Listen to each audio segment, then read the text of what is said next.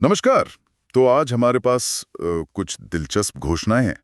भारत और भूटान के बीच पहली बार सीधी रेल लाइन बिछाने की बात हो रही है। हाँ, ये वाकई एक बहुत बड़ी खबर है। मतलब ऐतिहासिक कह सकते हैं। बिल्कुल। अब तक कोई सीधी रेल कनेक्टिविटी थी ही नहीं इन दोनों देशों के बीच।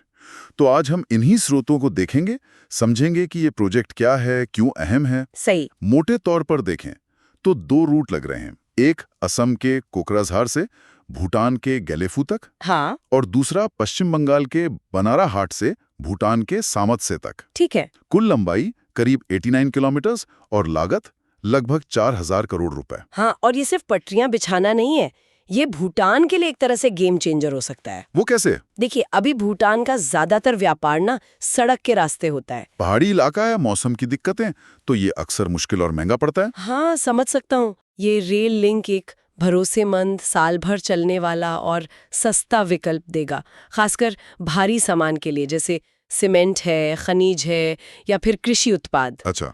और ये मत भूलिए कि भारत भूटान का सबसे बड़ा ट्रेड पार्टनर है।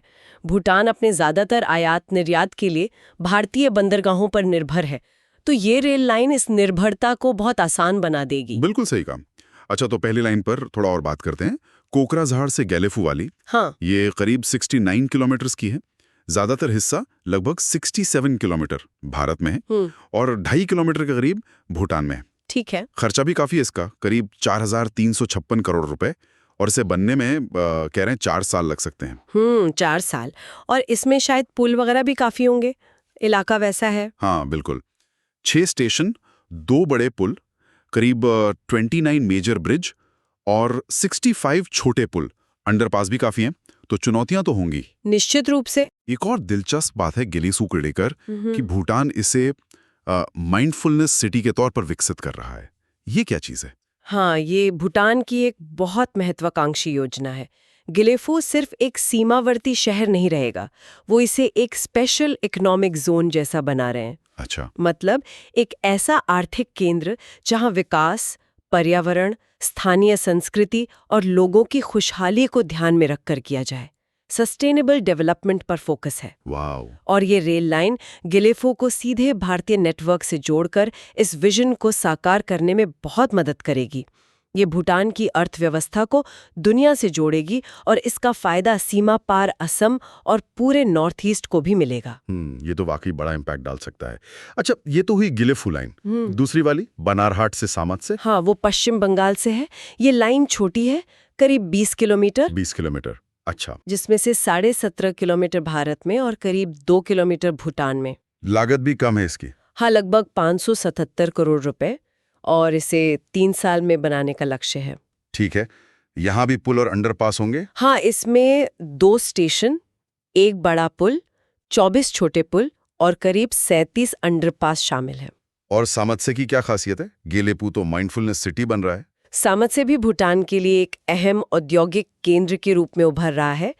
उस इलाके में खनिज बहुत है, डोलोमाइट, फेरोसिलिकॉन, क्वार्ट्जाइट, पत्थर के चिप्स, ये सब। अच्छा, इंडस्ट्रियल हब जैसा। हाँ, अभी ये सब सड़क से जाता है, तो ये रेल लाइन इन भारी चीजों के एक्सपोर्ट को बहुत आसान और सस्ता बना देगी। समझ गया। तो उद्योगों को फायदा होगा? उद्योगों को भी और स्थानीय लोगों को भी। रोजगार बढ़ेगा, पर्यटन को बढ़ावा मिल सकता है, लोगों और माल की आवाजाही आसान होगी। मतलब ओवरऑल इकोनॉमिक एक्टिविटी बढ़ेगी। और तकनीकी तौर पर ये लाइनें कैसी होंगी?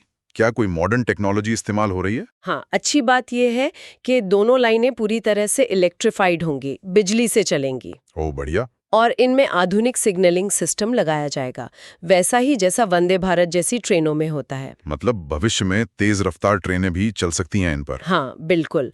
इसकी क्षमता रहेगी तेज और सुरक्षित सफर। और फंडिंग का क्या है? इतना बड़ा प्रोजेक्ट है। तो जो हिस्सा भारत में है उसका खर्च तो रेल मंत्रालय उठाएगा। ठीक है। और जो हिस्सा भूटान में है उसके लिए भारत सरकार मदद कर रही है।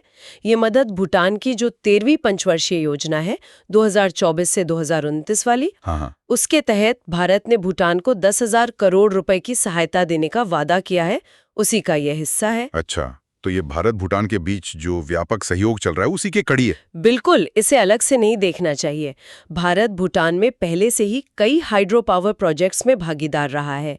जोगीघोपा में एक मल्टी मॉडल टर्मिनल बन रहा है असम में। हाँ, उसका भी फायदा भूटान को मिलेगा। बिल्कुल, तो ये रेल लिंक उसी गहरी होती दोस्ती और साझेदारी का एक और प्रतीक है। सही। तो संक्षेप में कहें तो ये भारत भूटान के बीच पहला रेल लिंक होगा। व्यापार, पर्यटन, लोगों के संपर्क, क्षेत्रीय विकास सबके लिए बहुत महत्वपूर्ण। और भूटान को भारत के विशाल करीब 1.5 लाख किलोमीटर के रेलवे नेटवर्क से सीधी पहुंच मिल जाएगी। ये अपने आप में बड़ी बात है। निश्चित रूप से। और अंत में एक सवाल शायद सोचने के लिए छोड़ा जा सकता है कि ये कनेक्टिविटी प्रोजेक्ट जो अभी दो देशों को जोड़ रहा है, ये भविष्य में दक्षिण एशिया में और व्यापक क्षेत्रीय एकीकरण के लिए क्या दरवाजे खोल सकता है? दिलचस्प सवाल है। क्या इसका असर सिर्फ भारत भूटान तक सीमित रहेगा या ये पूरे क्षेत्र के आर्थिक और शायद रणनीतिक परिदृश्य को भी प्रभावित करेगा? ये देखना आगे बहुत रोचक होगा।